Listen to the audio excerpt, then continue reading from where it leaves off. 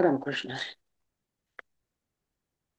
वसुदेवसुतं देवं कंसचाणूरमर्दनं देवकी परमानन्दं कृष्णं वन्दे जगद्गुरुं.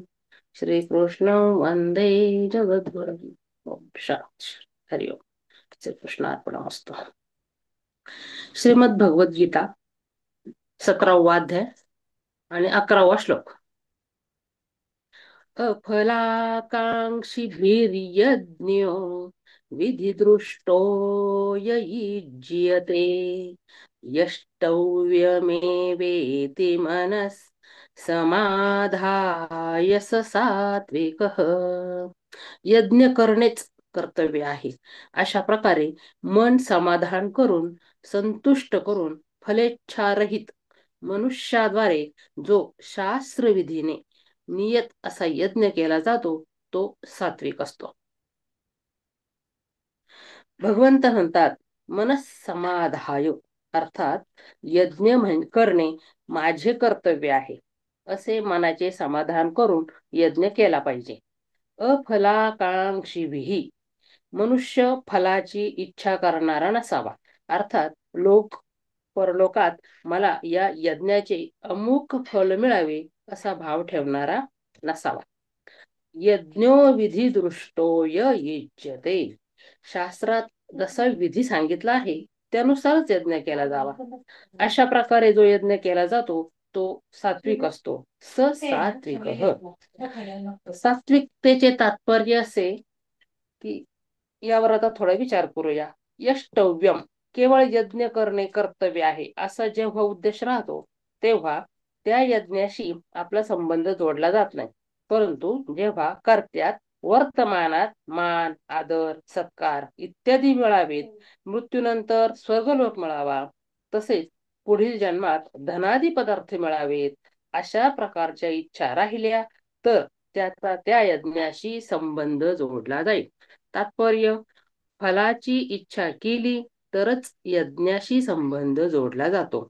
केवळ कर्तव्य पालन समजून यज्ञ करण्याने त्याच्याशी संबंध जोडला जात नाही. उलट संबंध विच्छेद होतो आणि स्वार्थ आणि अभिमान न राहिल्यामुळे कर्त्याची अहंता शुद्ध होते. यात एक मार्मिक गोष्ट अशी आहे की कोणतेही कर्म करताना कर्त्याचा कर्माशी संबंध राहतो. कर्म कर्त्याहून वेगळे राहत नाही. कर्म कर्त्याचे चित्र असते, अर्थात जसा कर्ता असेल तसेच कर्म होते. याच अध्यायाच्या 3ऱ्या श्लोकात भगवंतांनी म्हटले आहे, यो यच्छ्रद्धस्य एव सः, अर्थात जो या श्रद्धेचा असतो तसेच त्याचे स्वरूप असते आणि तसेच म्हणजे त्या श्रद्धेनुसार त्याच्याकडून कर्म होते. तात्पर्य असं की कर्त्याचा कर्माशी संबंध राहतो आणि कर्माशी संबंध असल्यानेच कर्त्याचे बंधन होते. केवळ कर्तव्य समजून कर्म करण्याने कर्त्याचा कर्माशी संबंध राहत नाही, अर्थात कर्ता मुक्त होतो. केवळ कर्तव्य समजून कर्म करणे म्हणजे काय? आपल्यासाठी काहीही करावयाचे नाही. सामुग्रीशी माझा काहीही संबंध नाही. माझा देश काळादिशीही कोणत्याही संबंध नाही. केवळ मनुष्य असल्याच्या नात्याने जे कर्तव्य प्राप्त झाले आहे ते करावयाचे आहे असा भाव ठेवल्याने कर्ता फलाकांक्षी होणार नाही आणि कर्माचे फल कर्त्याला बांधणार नाही. अर्थात यज्ञक्रिया आणि यज्ञ फलाशी कर्त्याचा संबंध राहणार नाही. गीता म्हणते, कायेन मनसा बुद्ध्या केवलैरिंद्रियैरपि, 5व्या अध्यायातला 11वा श्लोक आहे. अर्थात करण म्हणजे शरीर इंद्रिय इत्यादी, उपकरण यज्ञ करण्यात उपयोगी येणारी सामुग्री आणि अधिकरण म्हणजे स्थान इत्यादी कोणाशीही आपला संबंध नसावा. यज्ञ क्रियेचा आरंभ होतो आणि समाप्ती होते, तसेच त्याच्या फलाचा आरंभ होतो आणि समाप्ती होते. क्रिया आणि फल दोन्हीही उत्पन्न देऊन नष्ट होणारे आहेत आणि स्वतः आत्मा नित्य निरंतर राहणारा आहे. परंतु हा स्व क्रिया आणि फलाशी आपला संबंध मानतो. या मानलेल्या संबंधाला हा जोपर्यंत सोडत नाही तोपर्यंत हा जन्म मरण रूप बंधनात पडून राहतो. फले सक्तो निबद्धते. हॅलो. हा. रामकृष्ण हरी. रामकृष्ण हरताई, आवाज येतोय हा का? हो, कंटिन्यू करा, ते कंटिन्यू करा. हा. हो, रामकृष्ण हरी. 12वा श्लोक आहे.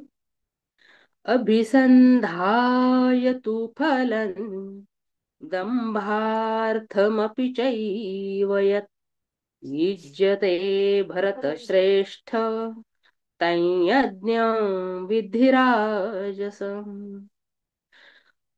परंतु हे भरतश्रेष्ठा, अर्जुन जो फलाच्या इच्छेनेच केला जातो अथवा दंभासाठीच म्हणजे दिखावटीपणासाठीच केला जातो, तो यज्ञ तू राजस समज.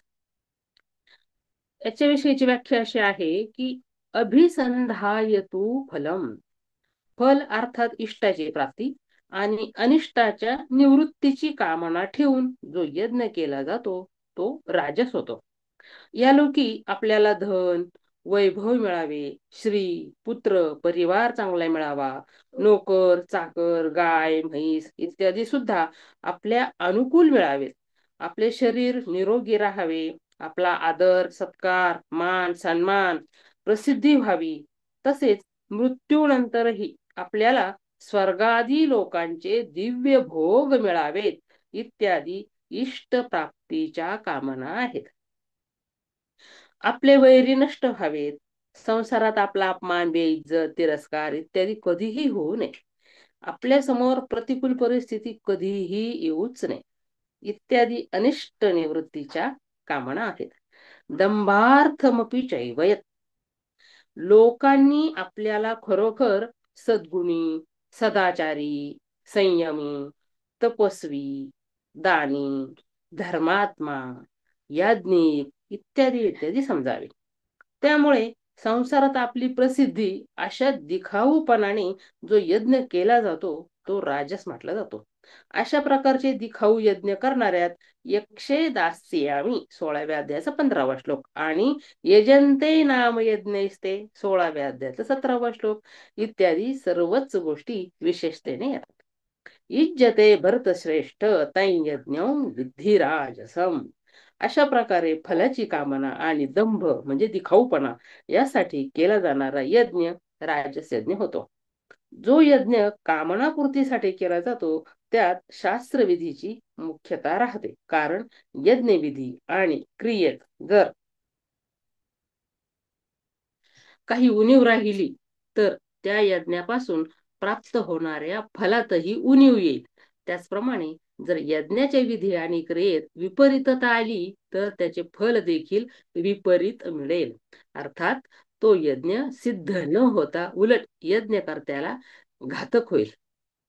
परंतु जो यज्ञ केवळ दिखाऊपणासाठी केला जातो त्यात शास्त्रविधीची पर्वा केली जात नाही. येथे विधी या क्रिया देण्याचे तात्पर्य हे अर्जुना, सांसारिक आसक्तीच कामना जन्म मरणाला कारण आहे, म्हणून याविषयी तुला विशेष सावध राहायचे आहे. परिशिष्ट भाव असा की या श्लोकात आलेल्या यत पदाने हा भाव निघतो की फलेच्छा आणि दंभासाठी जे काही यज्ञ दान तप इत्यादी कर्म केले जातील ते सर्व राजस कर्म समजावे. रामकृष्ण हरी. श्लोक 13वा. विधिहीनमसृष्टान्नम् मंत्रहीनमदक्षिणम् श्रद्धाविरहितं यज्ञं तामसं परिचक्षते. शास्त्रविधीहीन अन्नदानाने रहित मंत्राविना दक्षिणाविना आणि श्रद्धेविना केल्या जाणाऱ्या यज्ञाला तामस यज्ञ असे म्हणतात.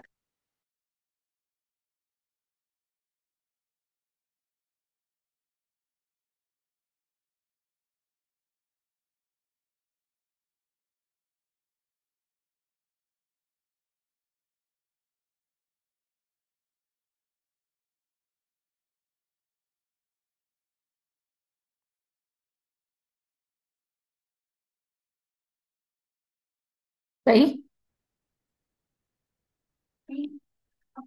जर आपण त्यांना दक्षता दिली तर ते आळशी होतील, प्रमादी होतील, पुरुषार्थहीन होतील आणि त्यामुळे जगात बेकारी पसरेल. दुसरी गोष्ट अशी की ज्या ब्राह्मणाला दक्षिणा मिळते ते काही कमीच करणार नाहीत, म्हणून ते पृथ्वीला भाररूप होतील, असे त्यांचे विचार असतात. ती तामस माणसे हा विचारच करीत नाहीत की ब्राह्मदिकांना अन्नदान, दक्षिणा इत्यादी न दिल्याने ते प्रमादी होवत अथवा न होत, परंतु शास्त्रविधीचा आपल्या कर्तव्य कर्माचा त्याग केल्याने आपण प्रमादी झालो. श्रद्धाविरहित यज्ञं तामसं परिचक्षते. अग्नीत आहुती देण्याच्या विषयात तामस माणसांचा हा भाव राहतो की अन्न, तूप, जव, तांदूळ, नारळ इत्यादी तर मनुष्याच्या निर्वाहाच्या वस्तू आहेत. अशा वस्तूंना अग्नीत जाळून टाकणे किती मूर्खपणा आहे. आपल्या प्रसिद्धी, मान सन्मानासाठी ते यज्ञही करतात, पण शास्त्रविधी, अन्नदान, मंत्र व दक्षिणा या विरहित असा त्यांचा यज्ञ असतो. त्यांचा शास्त्रोक्त मंत्र आणि शास्त्रविधी तसेच शास्त्रोक्त विधीपूर्वक केल्या गेलेल्या यज्ञक्रिया यांच्यावर आणि त्यांच्या पारलौकिक फलावरही श्रद्धा विश्वास नसतो. कारण त्यांच्यात मूढता असते, त्यांच्यात स्वतःची अक्कल नसते आणि दुसऱ्याने सांगितलं तर ते मानत नाहीत. या तामस यज्ञात यशास्त्रविधी मुत्सृज्य वर्तते कामकारतः 16व्या अध्यायाचा 23वा श्लोक आहे. आणि अश्रद्धया हुतं दत्तं तपस्तप्तं कृतं च यत् 17व्या अध्यायातला हा 28वा श्लोक आहे. हे दोन्ही भाव असतात, म्हणून त्यांना इहलोक व परलोकातील इच्छित फल मिळत नाही. न स सिद्धिमवाप्नोति न सुखं न परां गतिम् न च तत्प्रेयेनो इह. तात्पर्य, त्यांना उपेक्षापूर्वक केल्या गेलेल्या शुभ कर्माचे इच्छित फल तर मिळणार नाही, परंतु अशुभ कर्माचे फल म्हणजे अधोगती मात्र नक्कीच मिळेल. अधोगच्छन्ति तामसाः 14व्या अध्यायाचा 18वा श्लोक. कारण अशुभ फलात अश्रद्धाच हेतू असते आणि ते अश्रद्धेनेच शास्त्रविरुद्ध आचरण करतात, म्हणून त्यांचा दंड तर त्यांना मिळेलच. या यज्ञामध्ये कर्ता, ज्ञान, क्रिया, धृती, बुद्धी, संगती, शास्त्र, खाणे पिणे इत्यादी जर सात्विक असतील तर तो यज्ञ सात्विक होईल. जर राजस असतील तर तो यज्ञ राजस होईल आणि जर तामस असतील तर तो यज्ञ तामस होईल. रामकृष्ण आहे. 14वा श्लोक.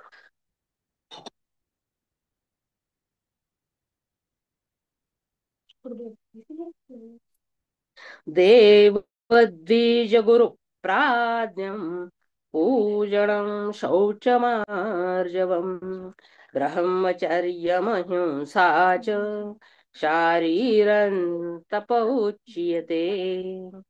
देव, ब्राह्मण, गुरुजन आणि जीवनमुक्त महापुरुष यांचे यथायोग्य पूजन करणे, शुद्धता ठेवणे, सरळता, ब्रह्मचर्याचे पालन करणे आणि हिंसा न करणे हे शरीर संबंधी तप म्हटले जाते. देव द्विज गुरु प्राज्ञ पूजनम. येथे देव शब्द मुख्यतः विष्णू, शंकर, गणेश, शक्ती आणि सूर्य या 5 ईश्वर कोटी देवासाठी आला आहे. या पाचापैकी जे आपले इष्ट आहे, ज्याच्यावर अधिक श्रद्धा आहे, त्याचे निष्काम भावाने पूजन केले पाहिजे. 12 आदित्य, 8 वसु, 11 रुद्र आणि 2 अश्विनी कुमार या 33 शास्त्रोक्त देवता सुद्धा देव शब्दाच्या अंतर्गत येतात. यज्ञ, तीर्थ, व्रत इत्यादी, दीपमाळा इत्यादी विशेष पर्व, जातकर्म, जुडाकर्म, यज्ञोपवीत, विवाह इत्यादी संस्कार प्रसंगी ज्या देवाचे पूजन करण्याचे विधान शास्त्रात आहे त्या सर्व देवांनाही देव शब्दाच्या अंतर्गत समजावे. या देवांचे यथावसर पूजन करण्याची शास्त्रज्ञ आहे, म्हणून आपल्याला केवळ शास्त्र मर्यादा सुरक्षित ठेवण्यासाठी आपले कर्तव्य समजून निष्काम भावाने यांचे पूजन करावयाचे आहे. अशा भावनेने या देवांचे सुद्धा यथावसर पूजन केले पाहिजे. तात्पर्य असे की शास्त्रात ज्या ज्या तिथी, वार, नक्षत्र, दिवस इत्यादीच्या मुहूर्तावर ज्या ज्या देवांचे पूजन करण्याचे विधान केले आहे, त्या त्या तिथी इत्यादींच्या दिवशी त्या त्या देवांचे पूजन केले पाहिजे. द्विज द्विज हा शब्द ब्राह्मण, क्षत्रिय आणि वैश्य या तिघांचा वाचक आहे. परंतु येथे पूजनाचा विषय असल्यामुळे याला केवळ ब्राह्मणाचाच वाचक समजावे, क्षत्रिय आणि वैश्याचा वाचक समजू नये. ज्यांच्याकडून आपल्याला शिक्षण मिळते, जसे आपले माता पिता, वृद्ध मंडळी, कुलाचार्य, अध्यापक आणि आश्रम, अवस्था, विद्या इत्यादींनी आपल्यापेक्षा श्रेष्ठ असलेल्या सर्वांना गुरु शब्दाच्या अंतर्गत समजावे. द्विज म्हणजे ब्राह्मण आणि आपले माता पिता, आचार्य इत्यादी गुरुजनांच्या आज्ञेचे पालन करणे, त्यांची सेवा करणे आणि त्यांची प्रसन्नता प्राप्त करणे, तसेच पत्र, पुष्प, आरती इत्यादीने त्यांची पूजा करणे हे सर्व त्यांचे पूजन आहे. येथे प्राज्ञ शब्द जीवनमुक्त महापुरुषासाठी आला आहे. जर तो वर्ण आणि आश्रम यात श्रेष्ठ असता तर द्विज पदात आला असता आणि शरीराच्या संबंधाने जन्म आणि विद्येत मोठा असता तर गुरुपदात आला असता. म्हणून जो वर्णाश्रमाने उच्च नाही आणि गुरु शब्दातही बसत नाही, अशा तत्वज्ञ महापुरुषांना येथे प्राज्ञ म्हटले गेले आहे. अशा जीवनमुक्त महापुरुषांच्या वचनांचा व सिद्धांताचा आदर करून त्यांच्याप्रमाणे आपले जीवन बनविणे हेच वास्तविक त्यांचे पूजन आहे. खरे पाहिले तर द्विज आणि गुरु सांसारिक दृष्टीने आदरणीय आणि पूजनीय आहेत, परंतु प्राज्ञ म्हणजे जीवनमुक्त आध्यात्मिक दृष्टीने आदरणीय पूजनीय आहेत. म्हणून जीवनमुक्तांचा अंतःकरणातून आदर केला पाहिजे, कारण केवळ बाह्य दृष्टीने केलेला आदर आदर नव्हे, तर अंतःकरणातून केलेला आदरच वास्तविक आदर आहे, म्हणजेच पूजन आहे. शौचम शौच म्हणजे पाणी, माती इत्यादीने शरीराला पवित्र करण्याचे नाव शौच आहे. शारीरिक शुद्धीने अंतःकरणाची शुद्धी होत असते. शौचात स्वांग शौचात स्वांग जुगुप्सा पैरै संसर्ग योगदर्शन मधला हा श्लोक आहे. शौचाने आपल्या शरीराविषयी अशी घृणा होईल की आपण या शरीराला रात्रंदिवस इतके स्वच्छ करीत राहतो, तरीही यातून मल, मूत्र, घाम, शेंबूड, लाळ, थुंकी, डोळे आणि कानाचा मळ इत्यादी घाणेरडे पदार्थ निघतच राहतात. हे शरीर हाडे, मांस, मज्जा इत्यादी घाणेरड्या अपवित्र पदार्थांचे बनलेले आहे. या हाडा मांसाच्या थैल्यात एक तोळाभर देखील पवित्र, निर्मळ, शुद्ध आणि सुगंधयुक्त वस्तू नाही. हे केवळ दुर्गंधीचे पात्र आहे. यात केवळ मालिन्यच भरलेले आहे. केवळ मूल मूत्र निर्माण करणारा हा जणू काही कारखानाच आहे किंवा यंत्र आहे. अशा प्रकारे शरीराच्या अशुद्धीचे, मलिनतेचे ज्ञान झाल्याने मनुष्याला शरीराविषयी वैराग्य निर्माण होते. शरीराविषयी वैराग्य उत्पन्न झाल्याने त्याला वर्ण, आश्रम, अवस्था या संबंधीचा आपल्यात मोठेपणाचा अभिमान येत नाही. याचसाठी शौच ठेवले जाते. आजकाल प्राय लोक म्हणतात की जे शौचाचार पाळतात ते तर दुसऱ्याचा अपमान करतात, दुसऱ्याविषयी घृणा करतात. त्यांचे असे म्हणणे अत्यंत चुकीचे आहे, कारण शौचाचे हे फल सांगितले गेले नाही की आपण दुसऱ्याचा तिरस्कार करावा, तर हे सांगितले गेले आहे की यामुळे दुसऱ्याशी संसर्ग होणार नाही. परैर संसर्ग तात्पर्य प्रत्येक शरीराविषयी किळस निर्माण होईल की हे सर्व पुतळे असेच अशुद्ध आहेत. जसे मातीचा ढेकळा कितीही पाण्याने धुत गेले तर शेवटी ते सर्व विरून समाप्त होईल, परंतु त्यात मातीशिवाय दुसरी चांगली वस्तू मिळणार नाही. त्याचप्रमाणे शरीर कितीही स्वच्छ ठेवत गेले तरीही ते कधी शुद्ध होणार नाही, कारण त्याच्या मुळातच अशुद्धी आहे. आर्जवम शरीराच्या ऐट अक्कडचा त्याग करून उठणे, बसणे इत्यादी शारीरिक क्रिया साध्या सरळपणे करणे याचे नाव आर्जव आहे. अभिमान अधिक झाल्यानेच शरीरात मस्ती चढते. म्हणून कल्याण इच्छुक साधकाने आपल्या ठिकाणी अभिमान ठेवू नये. निराभिमानता राहिल्याने शरीरामध्ये आणि त्याच्या क्रिया चालणे, उठणे, बसणे, बोलणे, पाहणे इत्यादी सर्व क्रियामध्ये स्वाभाविकच सरळता येते, ज्याला आर्जव म्हणतात, जे आर्जव आहे. ब्रह्मचर्य या 8 क्रिया ब्रह्मचर्याला भंग करणाऱ्या आहेत. पूर्वकृत श्रीसंगाचे स्मरण, स्त्रियांशी आसक्ती ठेवून गप्पा गोष्टी करणे, स्त्रियांशी हास्य विनोद करणे, स्त्रियांकडे कामुक दृष्टीने पाहणे, स्त्रियांशी एकांतात बोलणे, मनात श्रीसंगाचा संकल्प करणे, श्रीसंगाचा पक्का विचार करणे आणि प्रत्यक्ष श्रीसंग करणे हे 8 प्रकारचे मैथून विद्वानांनी सांगितले आहे. यापैकी कोणतीही क्रिया कधी न होणे याचे नाव ब्रह्मचर्य आहे. ब्रह्मचारी, वानप्रस्थ आणि संन्यासी या तिघांचा तर अजिबात वीर्यपात होता कामा नये. तसा संकल्प सुद्धा नसावा. गृहस्थीने केवळ संतानार्थ शास्त्रविधीप्रमाणे ऋतुकाळी श्रीसंग केल्यास तो गृहस्थाश्रमात राहूनही ब्रह्मचारीच मानला जातो. विद्वांच्या बाबतीतही तशीच गोष्ट आहे की जी स्त्री पती जीवित असताना पातिव्रत्य धर्माचे पालन करीत राहते आणि त्याच्या मृत्यूनंतर ब्रह्मचर्य धर्माचे पालन करते, त्या विधवेची तीच गती होते जी आबाल ब्रह्मचार्याची होते. वास्तविक तर ब्रह्मचारी व्रते स्थित, गीतेचा 6व्या अध्यायाचा 14वा श्लोक. ब्रह्मचार्याच्या व्रतात स्थित राहणेच ब्रह्मचर्य आहे. परंतु यातही जर स्वप्नदोष झाला अथवा प्रमेहादी रोगाने ग्रस्त शारीरिक अवस्थेमध्ये वीर्यपात झाला तर त्याला ब्रह्मचर्य भंग झाले असे मानले जात नाही. अंतःकरणातील भाव बिघडल्याने जो वीर्यपात होतो तोच ब्रह्मचर्य भंग मानला जातो. कारण ब्रह्मचर्याचा भावाशी संबंध आहे. म्हणून ब्रह्मचर्य पालन करणाऱ्याने आपले भाव शुद्ध ठेवण्यासाठी आपले मन परस्त्रीकडे कधी जाऊ देऊ नये. सावध राहूनही कधी मन गेलेच तर अंतःकरणात असा दृढ विचार करावा की हे माझे काम नाही, मी असे काम करणारच नाही, कारण माझा ब्रह्मचर्य पालनाचा दृढ निश्चय आहे. मग मी असे काम कसे करू शकतो? अहिंसा. सर्व प्रकारच्या हिंसेचा भाव अहिंसा आहे. हिंसा स्वार्थ, क्रोध, लोभ आणि मोह म्हणजे मूढता यामुळे होत असते. ज्याप्रमाणे आपल्या स्वार्थासाठी कोणाच्या धनाचा अपहार केला, त्याचे नुकसान केले, तर ही स्वार्थासाठी केलेली हिंसा झाली.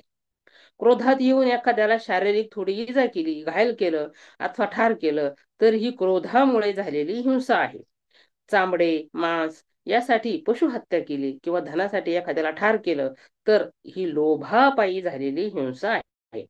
रस्त्यावर चालत असताना एखाद्या कुत्र्यास विनाकारण काठीने मारले, झाडाची फांदी तोडली, गवत उपटले, एखाद्याला ठोकर मारली तर यात क्रोधही नाही, लोभही नाही किंवा स्वार्थही नाही, तर ही मोहाने म्हणजे मूढतेने केलेली हिंसा आहे. अहिंसेत या सर्व हिंसेचा अभाव आहे. शारीरं तप उच्यते. देवादिकांचे पूजन, शौच, आर्जव, ब्रह्मचर्य आणि अहिंसा हे 5 प्रकारचे शारीरिक तप सांगितले गेले आहेत. या शारीरिक तपात तीर्थ, व्रत, संयम इत्यादीही घेतले पाहिजेत. लोकांच्या दृष्टीने ही गोष्ट असू शकते की शरीराला कष्ट देणे तप आहे आणि आरामात राहून संयम करणे, त्याग करणे तप नाही. परंतु वास्तविक पाहिले तर संपूर्ण सांसारिक विषयामध्ये अनासक्त होऊन जो संयम, त्याग केला जातो तो तपापेक्षा कमी नाही. उलट परमार्थिक मार्गात त्याचा दर्जा उच्च आहे. कारण त्यागाने परमात्म्याची प्राप्ती होते.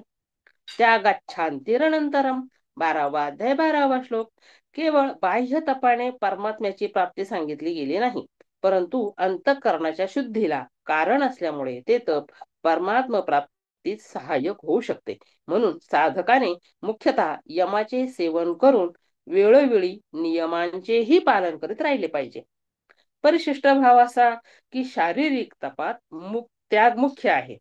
जसे पूजन करण्यात आपल्या श्रेष्ठतेच्या भावाचा त्याग आहे, शुद्धी ठेवण्यात आळस प्रमाद यांचा त्याग आहे, सरळता सांभाळण्यात अभिमानाचा त्याग आहे, ब्रह्मचार्यात विषय सुखाचा त्याग आहे, अहिंसेत आपल्या सुखाच्या भावाचा त्याग आहे. अशा प्रकारे त्याग केल्याने शारीरिक तप होते. रामकृष्ण हरी. 15वा श्लोक घेऊया.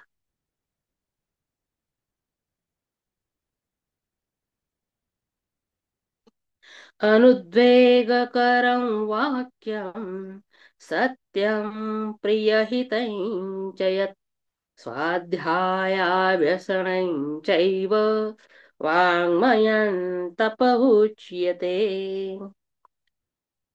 जे कोणालाही उद्विग्न न करणारे सत्य आणि प्रिय तसेच हितकारक भाषण आहे, ते तसेच स्वाध्याय आणि अभ्यासही म्हणजे नाम जप इत्यादी वाणी संबंधी तप म्हटले जाते.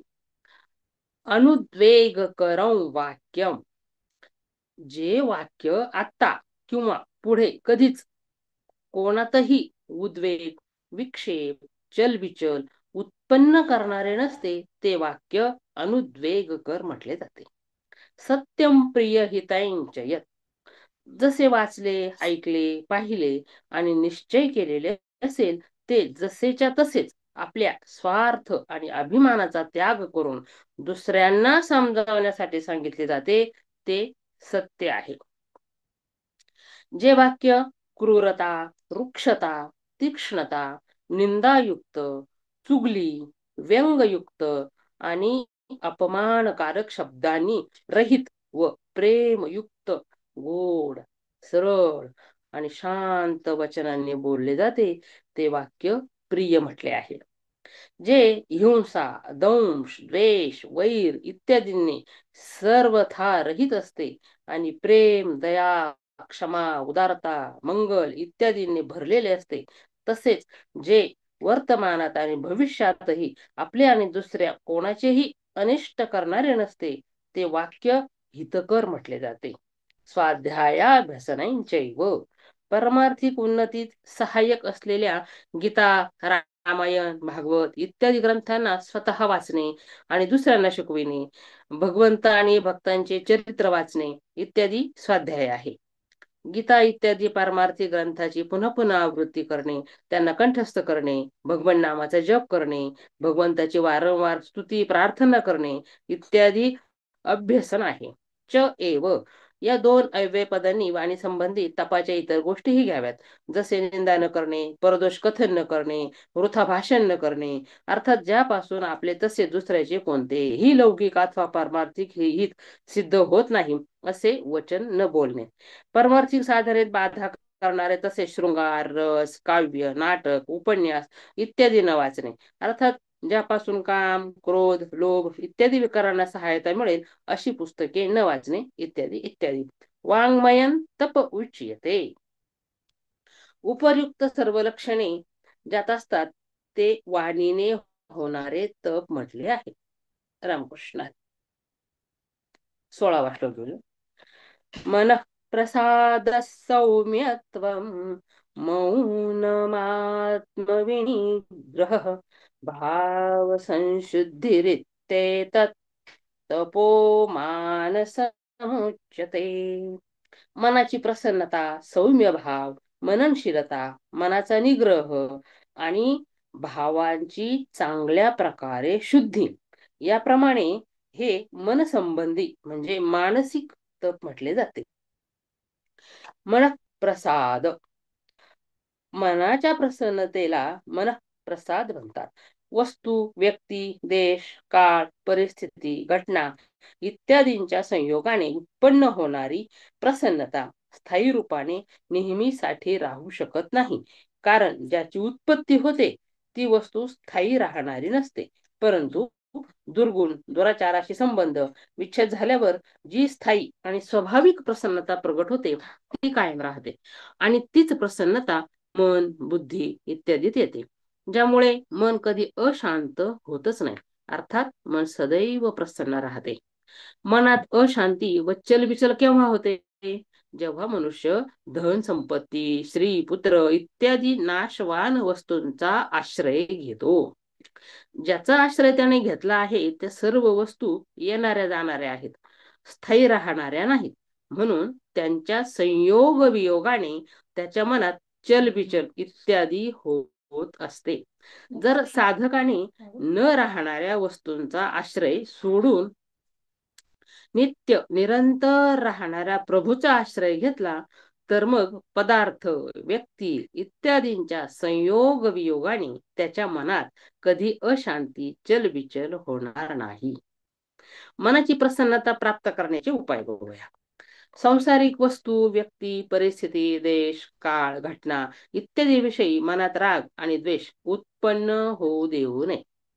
आपला स्वार्थ आणि अभिमान यासाठी कोणाशी पक्षपात करू नये. मनाला सदा दया, क्षमा, उदारता इत्यादी भावांनी परिपूर्ण ठेवावे. मनात प्राणीमात्राच्या हिताचा भाव असावा. जे शरीर हित परिमित भोजी, नित्यमेकांत सेवी, सुकृदुचित हितोक्ती, स्वल्प निद्रा विहारः विहारः अनुनियमनशीलो यो भजत्युक्त काले, सलभत इव शीघ्रं साधु चित्त प्रसादम प्रसादम. हे सर्व वेदांत सिद्धांत सार संग्रहातला 372वा श्लोक आहे. जो शरीरासाठी हितकारक व नियमित भोजन करणार आहे, सदा एकांतात राहण्याच्या स्वभावाचा आहे, कोणी विचारल्यास हिताची गोष्ट सांगतो, अर्थात मितभाषी आहे, झोपणे व फिरणे फार कमी प्रमाणात करतो, अशा प्रकारे ज्याचे खाणे पिणे विहार इत्यादी शास्त्र मर्यादेनुसार आहे, तो साधक फारच लवकर चित्ताच्या प्रसन्नतेला प्राप्त होतो. या उपायांनी मन सदा प्रसन्न राहते. सौम्यत्वम, हिंसा, क्रूरता, कुटिलता, असहिष्णुता, द्वेष इत्यादी भाव अंतःकरणात न राहिल्यास आणि भगवंताचे गुण, प्रभाव, दयाळुता, सर्व व्यापकता इत्यादीवर अटळ विश्वास राहिल्यास साधकाच्या मनात स्वाभाविकच सौम्य भाव राहतो. मग त्याला कुणी वाकडे बोलले, त्याचा तिरस्कार केला, त्याच्यावर दोषारोपण केले, त्याच्याशी द्वेष वैर ठेवले अथवा त्याचे धन मान महिमा इत्यादीची हानी झाली, तरीही त्याच्या सौम्य भावात काहीही फरक पडत नाही. मौनम, अनुकूलता प्रतिकूलता, संयोग वियोग, राग द्वेष, सुख दुःख इत्यादी द्वंद्वामुळे मनात चलबिचल न होणे हेच वास्तविक मौन आहे. शास्त्रे, पुराणे आणि संत महापुरुष यांच्या वचनाचे आणि त्यांच्या गहन भावांचे मनन करीत राहावे. गीता, रामायण, भागवत इत्यादी भगवत संबंधी ग्रंथात वर्णिलेले भगवंताचे गुण चरित्र यांचे सदा मनन होत राहावे. संसारिक प्राणी कशा प्रकारे सुखी होऊ शकतील, सर्वांचे कल्याण कोणत्या उपायाने होऊ शकेल, कोणकोणत्या सरळ युक्तीने होऊ शकते, त्या त्या उपायांचे युक्तींचे मनात नेहमी मनन होत राहावे. हे सर्व मौन शब्दांतर्गत होऊ शकते. आत्मविनिग्रह, मन पूर्ण एकाग्र व्हावे आणि तैल धारवत एकच चिंतन करीत राहावे. यालाही मनाचा निग्रह म्हणतात. परंतु मनाचा वास्तविक निग्रह हा आहे की मन साधकाच्या वशीभूत असावे. अर्थात मनाला तिथून हटवू इच्छिले तिथून ते हटले जावे आणि जेथे जितका वेळ लावू इच्छिले तेथे तितका वेळ लागून राहावे. तात्पर्य असे की साधकाने मनाच्या वश होऊन काम करू नये, तर मनाला वश करून काम करीत राहावे. अशा प्रकारे मनाचे वशीभूत होणे हाच वास्तविक आत्मनिग्रह आहे. भाव संशुद्धी, ज्या भावात आपला स्वार्थ आणि अभिमान याचा त्याग असेल आणि दुसऱ्यांच्या हिताकरिता असेल त्याला भाव संशुद्धी अर्थात भावाची महान पवित्रता म्हणतात.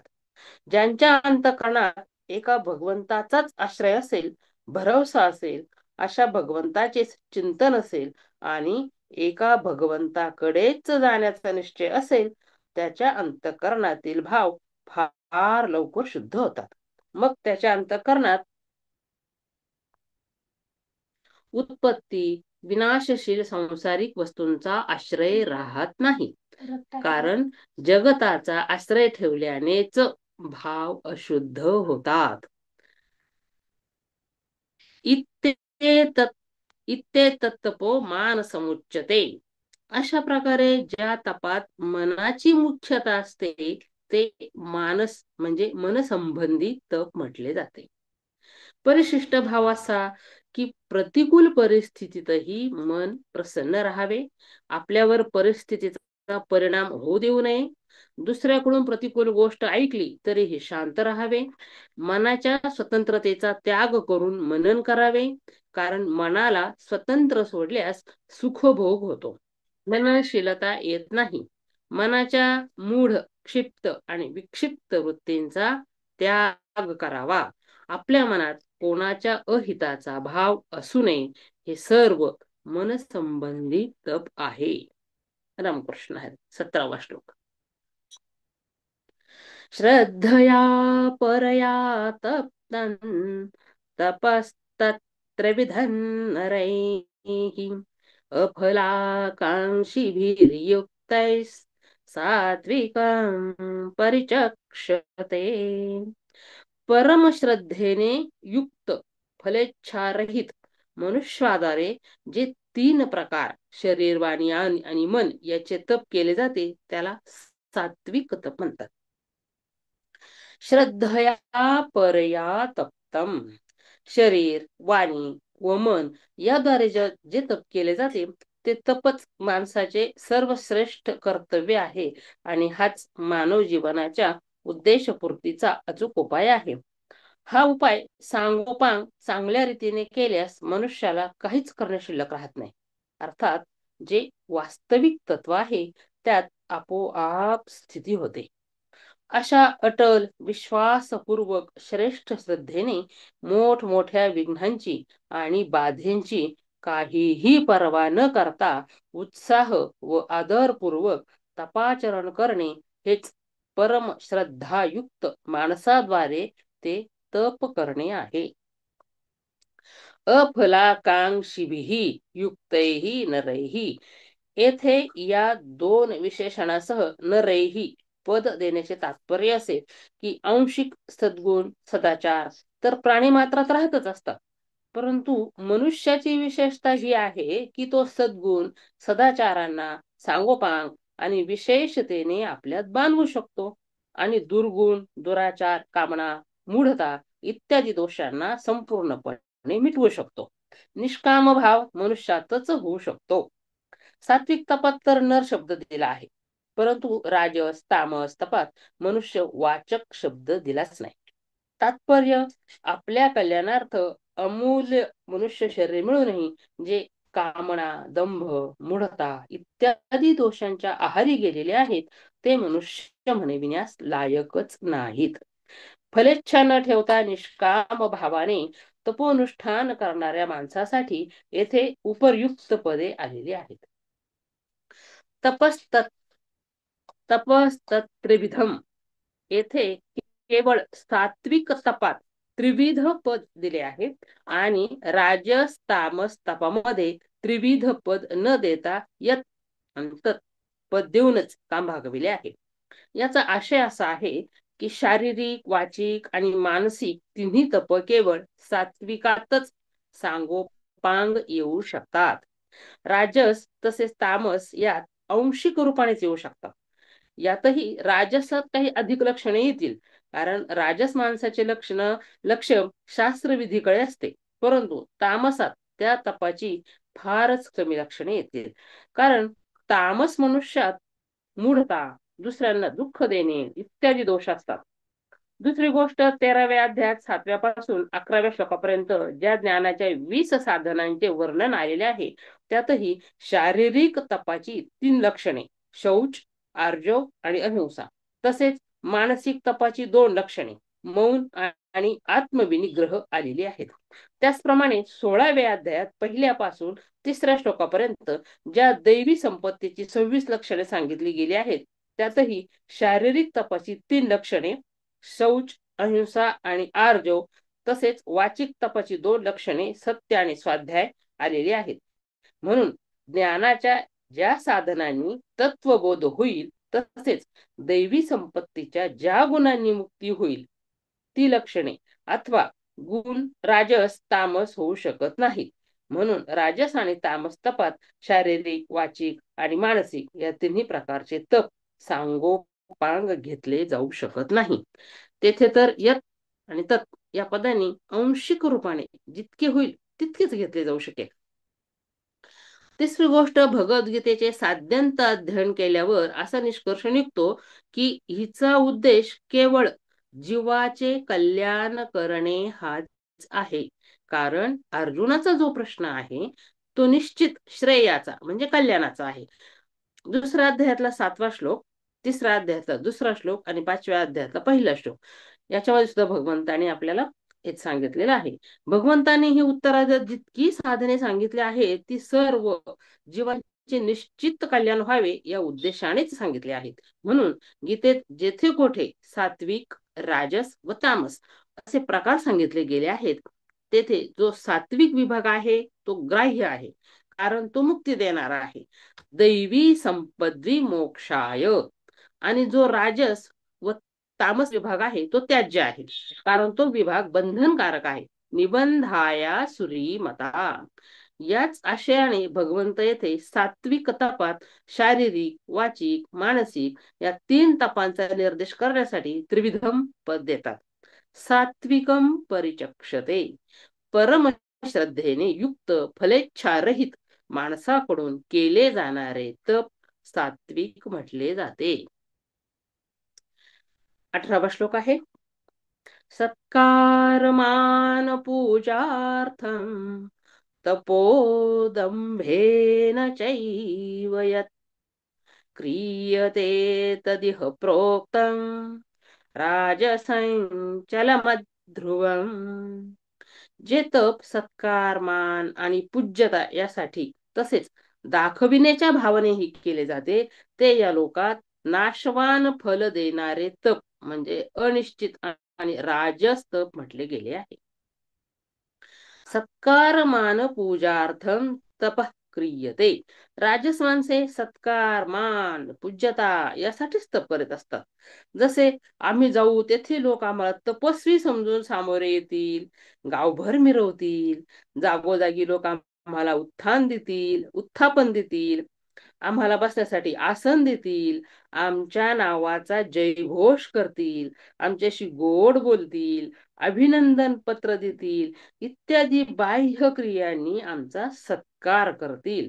आम्हाला लोक मनातून श्रेष्ठ समजतील की हे फार संयमी, सत्यवादी, अहिंसक, सज्जन आहेत. ते सामान्य माणसापेक्षा आमच्यात विशेष भाव ठेवतील इत्यादी. हृदयातील भावांनी लोक आमचा मान करतील.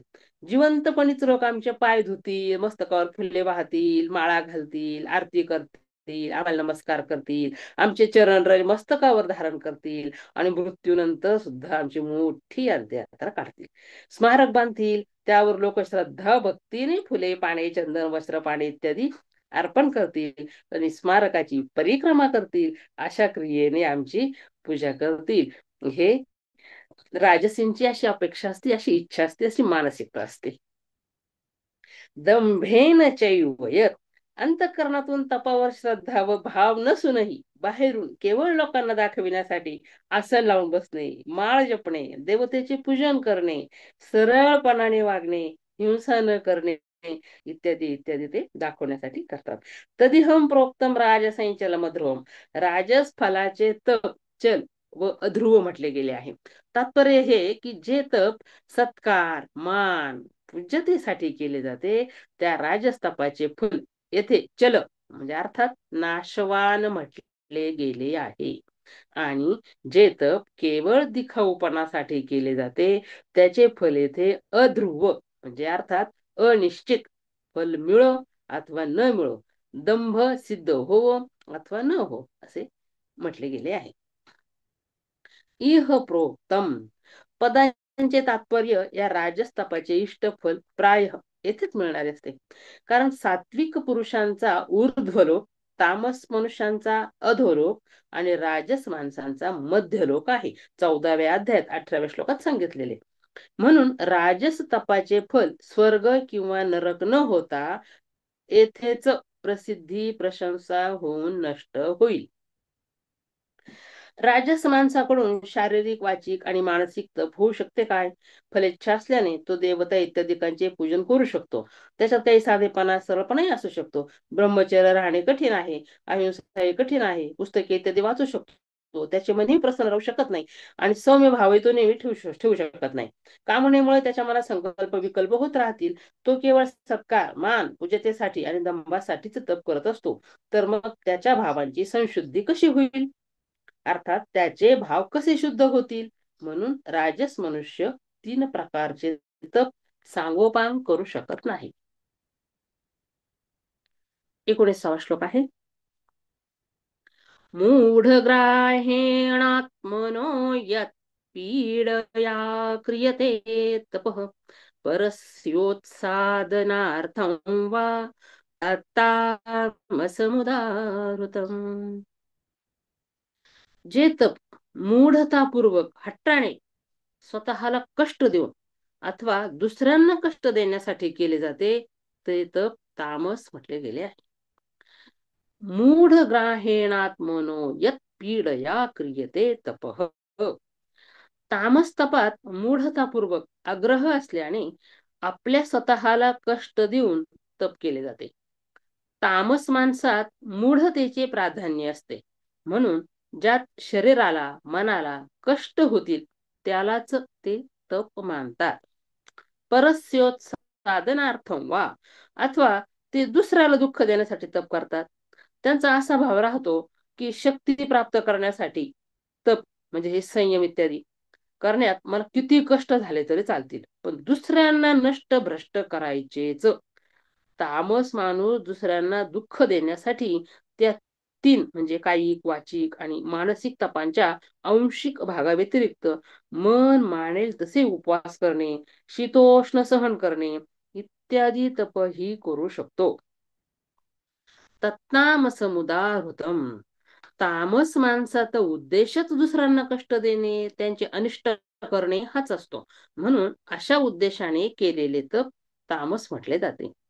सात्विक मनुष्य फलेच्छारहित परमश्रद्धेने तप करतो. म्हणून वास्तविक तोच मनुष्य म्हणविण्यास लायक आहे.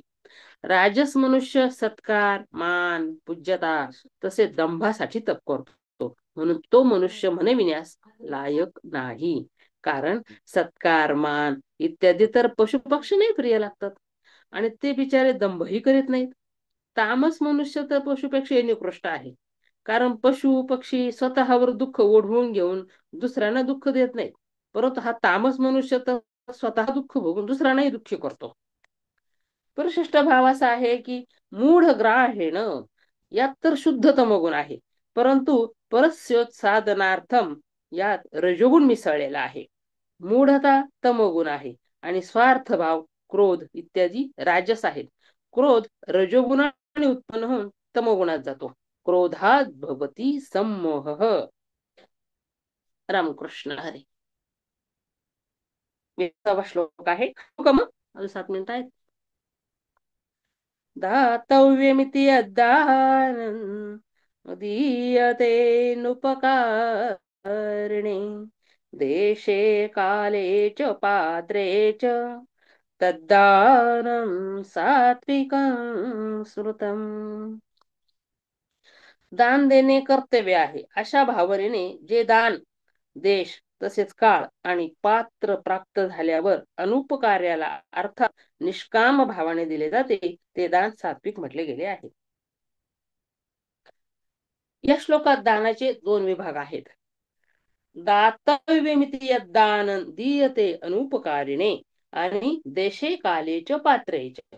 दातव्यमिति देशे काले च पात्रे च केवळ देणे हेच माझे कर्तव्य आहे, कारण मी वस्तूंचा स्वीकार केला आहे, अर्थात त्यांना आपले मानले आहे. ज्याने वस्तूंचा स्वीकार केला आहे त्याच्यावरच देण्याची जबाबदारी येते. म्हणून देणे हेच माझे कर्तव्य आहे या भावनेने दान केले पाहिजे. त्याचे येथे कोणते फल मिळेल आणि परलोकात कोणते फल मिळेल हा भाव मुळीच असता कामा नये. दातव्याचे तात्पर्यच त्यागात आहे. आता कोणाला द्यावे तर म्हणतात दीयते नुपकारणे, अर्थात ज्याने कधी पूर्वी आपल्यावर उपकार केलाच नाही, आताही उपकार करीत नाही आणि पुढे कधी आपल्यावर उपकार करेल याची शक्यताही नाही, अशा अनुपकार्याला निष्काम भावनेने दिले पाहिजे. याचे तात्पर्य असे नाही की ज्याने आपल्यावर उपकार केला आहे त्याला देऊ नये. उलट ज्याने आपल्यावर उपकार केला आहे त्याला देण्यात दान मानू नये, कारण केवळ देण्यानेच खऱ्या उपकाराची फेड होऊ शकत नाही. म्हणून उपकारीची अवश्य सेवा सहाय्यता केली पाहिजे, परंतु ती दानात जमा धरू नये. उपकाराची आशा ठेवून केलेले दान राजसी होते. देशे कालेचे पात्रेच या पदाचे दोन अर्थ होतात.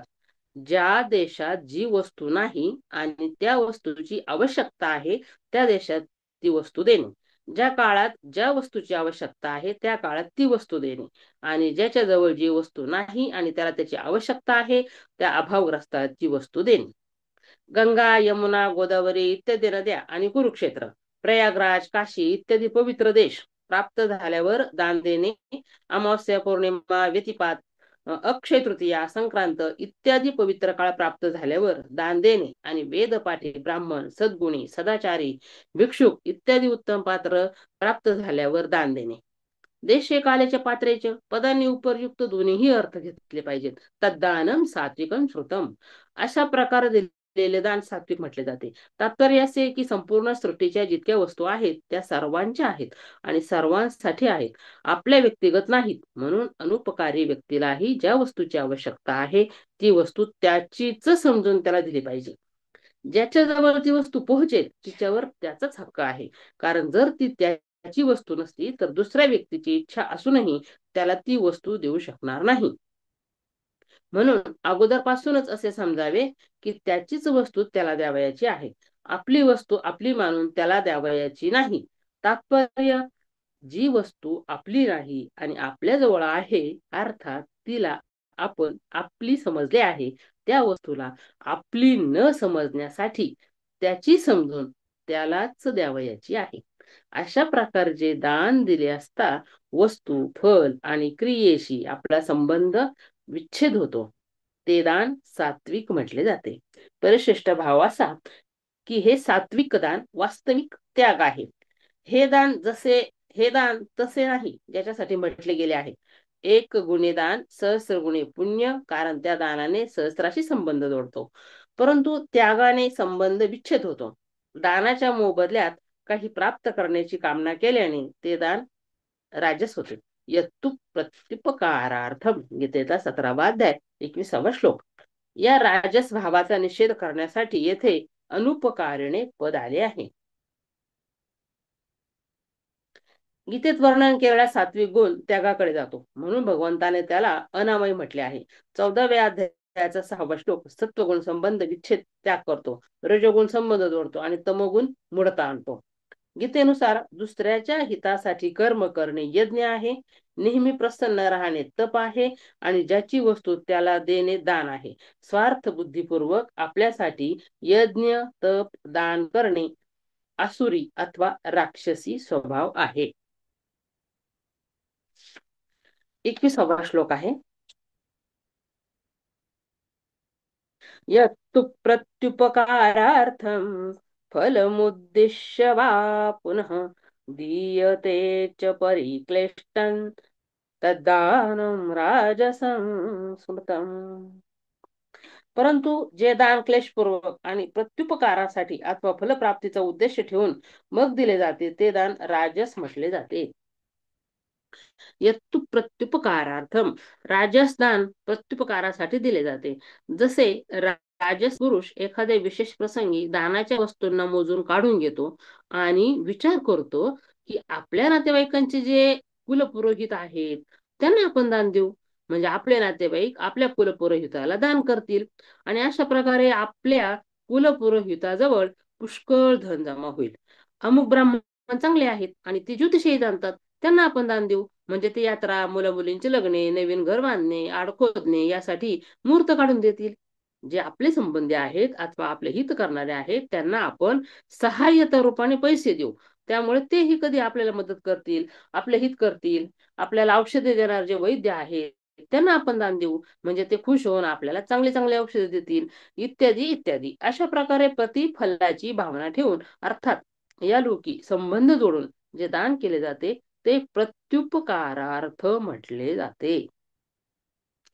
फलमुद्देश्यवा पुनः, फलाचा उद्देश ठेवून अर्थात परलोकाशी संबंध जोडून जे दान केले जाते त्यातही राजस, मनुष्य, देश म्हणजे गंगा, यमुना, कुरुक्षेत्र इत्यादी, किंवा काळ, अमावस्या, पौर्णिमा, ग्रहण इत्यादी, आणि पात्र, वेदपाठी ब्राह्मण इत्यादी याला पाहतो. तसेच शास्त्रीय विधी विधानाला पाहतो.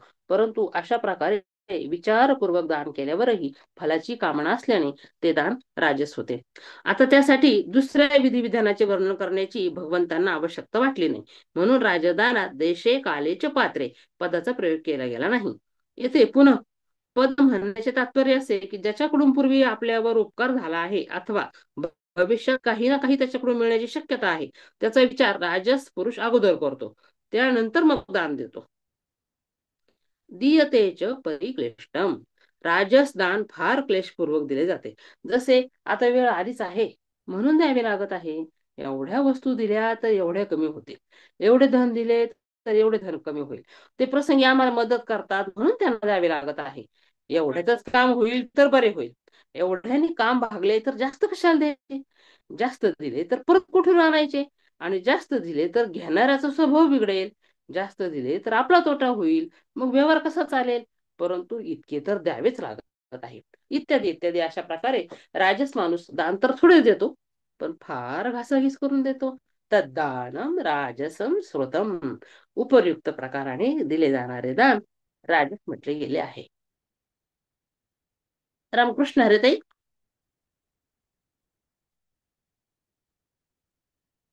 थांबायचं का ते? रामकृष्ण हरे. हा, त्यात वाजले, हो ठेवू का मग? हो. चालेल, रामकृष्ण हरे. कोणाला काही बोलायचंय अजून? एक मिनिट.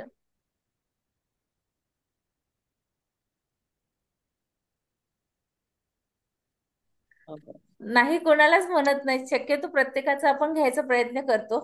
हो हो, अति हा. अति आवश्यक आहे. सर्वांचा सहभाग मिळतो हो आणि त्याच्यामध्ये तुमचं योगदान खूप ताई, खूप मोठं आहे सुचिताताई. हा हा, तुमच्यामुळे खूपच. आपला हा योग मिळाला, नाही तर याच्याशी आमचा काहीच संबंध नव्हता. नाही, अशी त्यांना गोष्ट. कष्ट पण भरपूर आहेत. एवढे सगळे ग्रुप सांभाळायचे, एवढे हा, सगळे हा. महिला सांभाळायचे, खूप उपक्रम खूप मोठं योगदान राबवायचे. आहे तुमचं. ते परमेश्वर हा. करून घेतं ताई. असं हो आहे, तर मग परमेश्वर करून घेतं हो आणि हो ही आपोआप शक्ती देतं. आणि त्याचा स्ट्रेस जाणवत नाही. विशेष म्हणजे त्याचा ताण हा. वाटत नाही, उलट छान वाटतं. पूर्ण फ्रेश ही होऊन जातो आपण. ही सेवा आहे ना ताई, निष्काम सेवा झाली ही. आमची सेवा झाली. हा हा हा. निस्वार्थ बुद्धीने केलेली ही सेवा. निष्काम सेवा झाली, जी सात्विक भगवंताला प्राप्त होते. सात्विक दान आहे तुमचं. वेळेचं हा दान म्हणजे सात्विक दान आहे.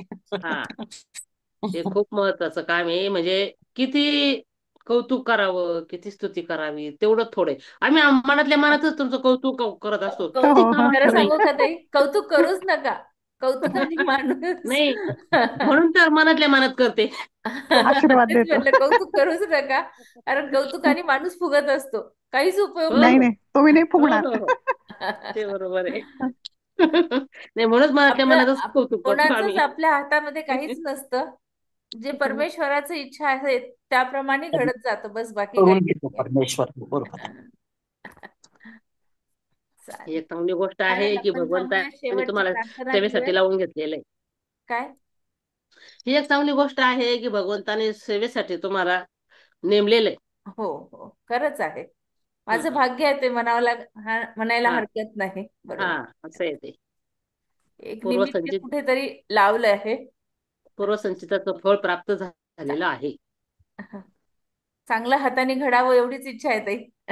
हा बरोबर आहे ना. नाही खरंच आहे हो ना. की आपण नाही? जे का अभ्यास करतोय ना, जे काही आपण ज्ञान प्राप्त करण्याचा प्रयत्न करतोय ना, तो भगवंताजवळ जाण्याचाच मार्ग आहे, मोक्ष बरोबर, प्राप्तीचाच मार्ग आहे, बरोबर. आत्मज्ञानाचाच मार्ग आहे, ब्रह्मज्ञानाचाच मार्ग आहे हा. त्याच्यातूनच आपल्याला तत्वज्ञान मिळणार, ब्रह्मज्ञान मिळणार, आत्मज्ञान मिळणार आणि आपली मोक्षप्राप्ती सुखकर होईल, बरोबर आहे, खरंच सुलभ आहे. होईल. तेच व्हायला हवं, बाकी दुसरं काहीच नाही मागू शकत आपण. हा तेवढंच शेवट तेच आहे. हो तेच पाहिजे. हो. चालेल, शेवटची प्रार्थना कोण घेतं? देवं व्रजप्रियं प्रियम धर्म संस्थापकं वीरं कृष्णं वन्दे जगद्गुरुं श्रीकृष्णं वन्दे जगद्गुरुं जय श्रीकृष्णं श्री कृष्ण. वन्दे जगद्गुरुं. जय श्री झालेली सेवा श्रीकृष्णार्पणमस्तु. कृष्ण. कृष्णाचरणी समर्पित. रामकृष्ण हरे. हरि ओम. कृष्णार्पण. नाईकताई आहेत का बाकी सगळ्या जणी? बहुतेक नाईकताई नाहीयेत वाटत. रत्ना नाईक नावाने जॉईन केलं होतं ताई.